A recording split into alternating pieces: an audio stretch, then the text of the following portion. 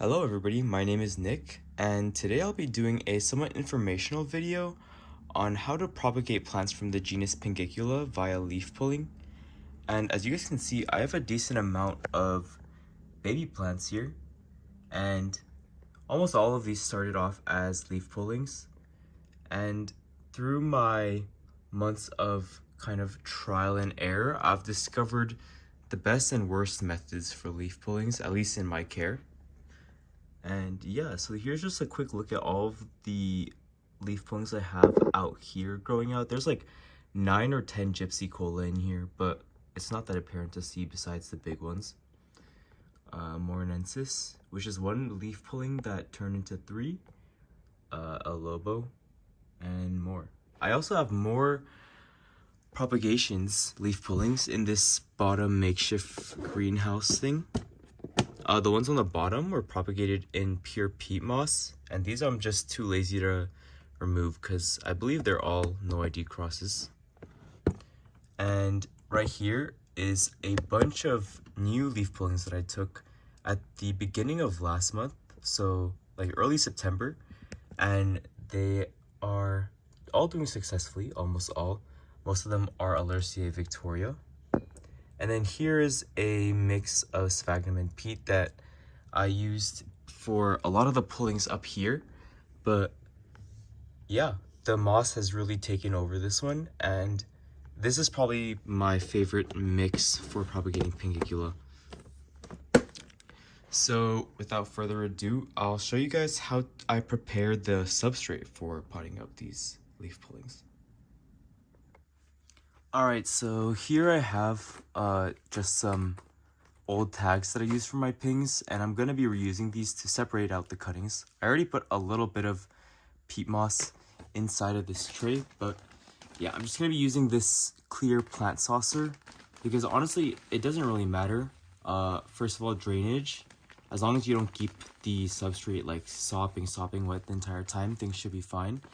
And yeah, this one has just like a really large surface area, so I can put a lot of leaf pullings and not really worry too much about space when they grow out. So as you guys can see, I'm just filling this one up with peat moss, kind of making sure it's all flat to the bottom of the saucer. And I'm gonna remove or like disintegrate, I don't know, these big chunks of peat moss that are just inside the packaging. But yeah, that looks like it's enough peat moss. So now I'll grab the stratum and just pour a little bit in. I'd say 25% stratum, maybe even a little bit less. Just like that, and I'm just gonna mix it in. And actually, I'll add a little bit more stratum, I think.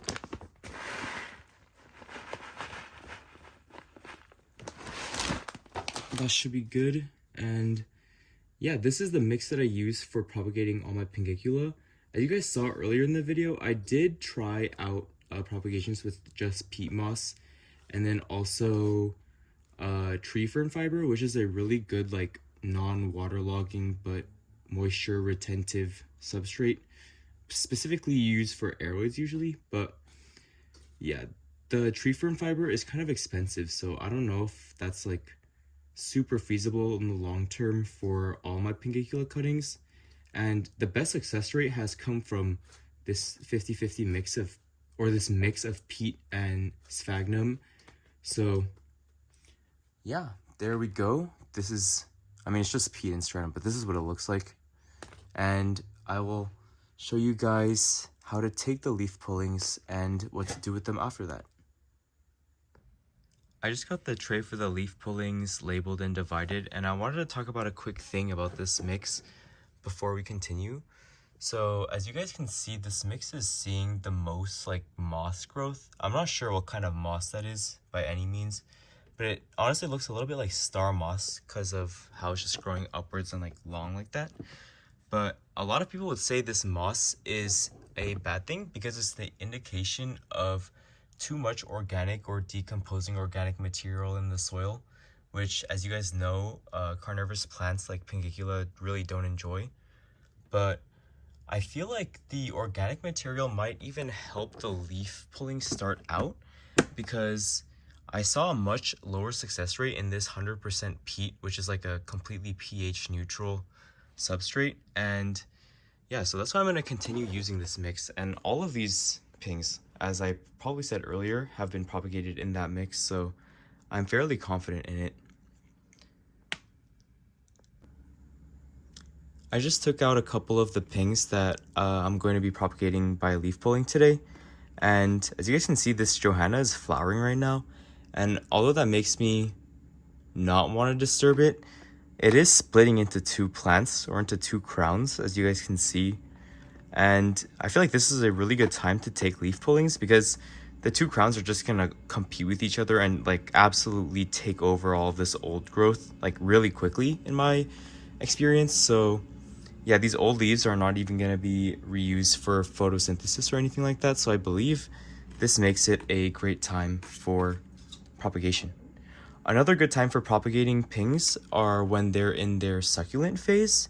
I don't have any in succulent phase right now, but I took a lot of leaf pullings from a Gypsy Cola with this tweezer. And sometimes, like, if the ping is too small, or if the gaps between the leaves are too small, like, it always helps to have like a tool like these tweezers. They're kind of like very soft, pliable ones, so they won't damage the leaves much. But yeah, I used to use those for my succulent phase pings. But without further ado, to take a leaf pulling, you just, what I like to do at least, is kind of hold down the plant with one hand, and with the other hand kind of wiggle the other leaf out of its place. So to find a good leaf pulling, I usually try to find something that's already covered, like this leaf, that leaf, and this leaf. Like those are already being covered by the other leaves, so they're not even being used for photosynthesis really. So yeah, let's remove them. This is like a side profile, but I'm just gonna get my fingers under the new leaves. If you lift up the plant too, like this, that's completely fine. As you guys can see, there's already like mucilage getting stuck to my fingers, but it's all natural. Yeah, the ping is moving, so I gotta hold it down with my other hand and just pull. And it is best if you do have a part of the, I think you would call it like rhizomatic tissue, where the leaf turns lighter at the very end. That increases strike rate in my experience, but is not necessary by any means, because I've had leaf pullings where I pull it and the leaf breaks into two, and both halves produce plants. I can show you guys in a bit. It's down there in my greenhouse. But yeah, to take another leaf pulling, I'm gonna do the exact same thing. Kind of get my finger under the plant, and without damaging it too much, hopefully.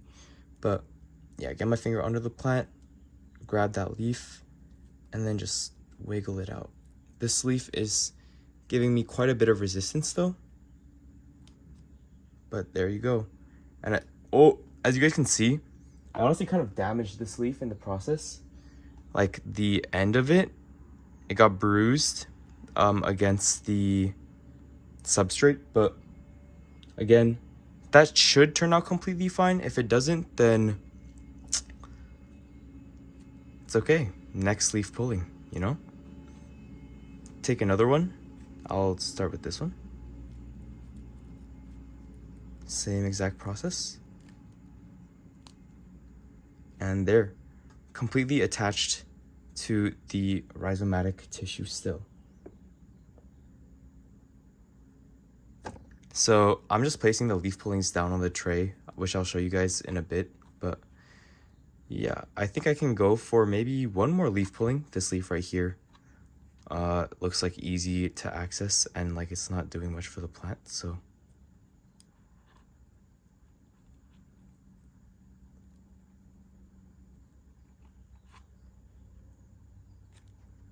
it's a little bit tricky to get.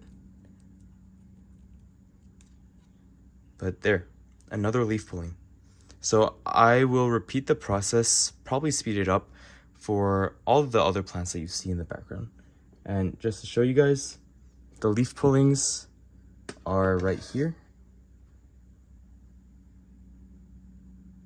I'm gonna get the substrate wet and everything in a bit. So yeah, that's basically how you take a leaf pulling of a Pinguicula. My fingers are covered in mucilage, but it's whatever.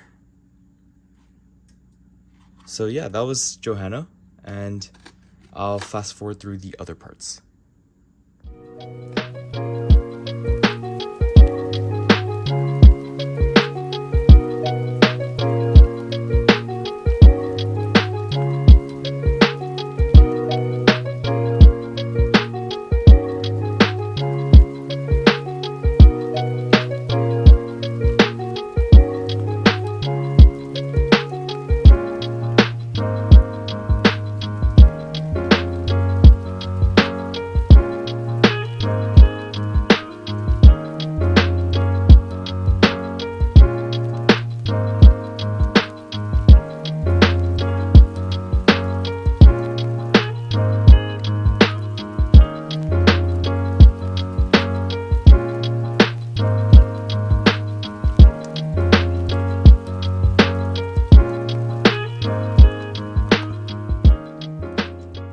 Okay, so as you guys can see, I finished taking all of the leaf pullings. I even took one of the cyclosecta, and I've tried propagating from the cyclosecta before, but one thing you should be wary of is if the ping doesn't have enough leaves to start with, you can really harm like the long-term growth of the plant, because this one hasn't grown for me that much at all within the time that I've had it, because when I first got it, I just took like so many leaf pullings off of it.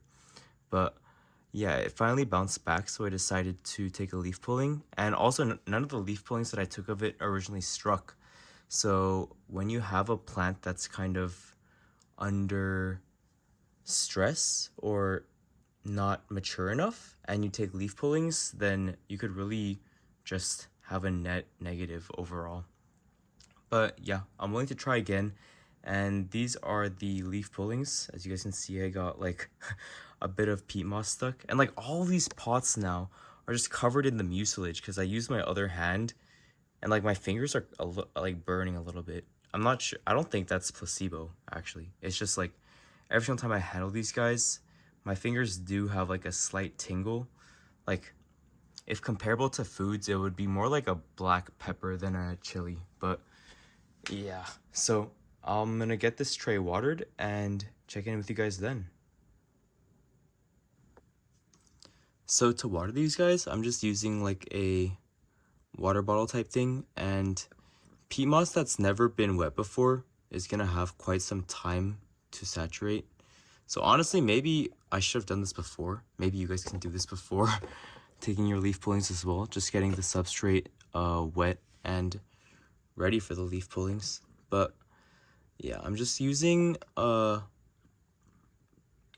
water. I don't trust my distilled water filter.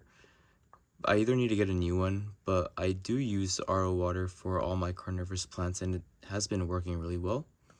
So yeah, I'm just getting this peat moss stratum wet. And yeah, I'm gonna be putting these guys in my kind of makeshift greenhouse. I'd say the humidity there is probably like 80-90%, and that's around where you want to keep these guys when they're still leaf pullings, because they don't have any roots or anything to supplement them with moisture. So you really need to make sure the stomata are well hydrated. But yeah, this leaf has gotten completely just buried by peat moss. So yeah, definitely do this before. Wet your peat moss before. But yeah, these are my leaf pullings. I'm just gonna place them in this tray where these currently are, like right there, and leave them for about, according to previous results, like a month and a half. And at that time, I'll probably make another video showing off all these leaf pullings and the success rate of this propagation. I just got the tray inside of the box, and I wanted to talk quickly about my lighting. So down here, the only lighting this box receives is light from one 10-watt Sansi grow bulb. And so far it's been working really well. I keep it about a foot away from the box and keep it on 12 to 16 hours per day. And the pullings have all done really well. I don't put them up here because, first of all, the lower humidity, but then also this light that I'm using is just way too strong and it would just fry, I believe, all the leaf pullings before they have a chance to sprout roots or new leaves. So yeah, I hope you guys found this video entertaining or somewhat informative. And if you have any questions, be sure to let me know down in the comments, because I probably didn't give the most in-depth overview of leaf pullings. I'm probably forgetting something, but yeah, this was how I just took leaf pullings of these pinks. And again, I'll keep you guys updated on how these are doing. Thank you so much for watching, and I hope you guys have a great rest of your day.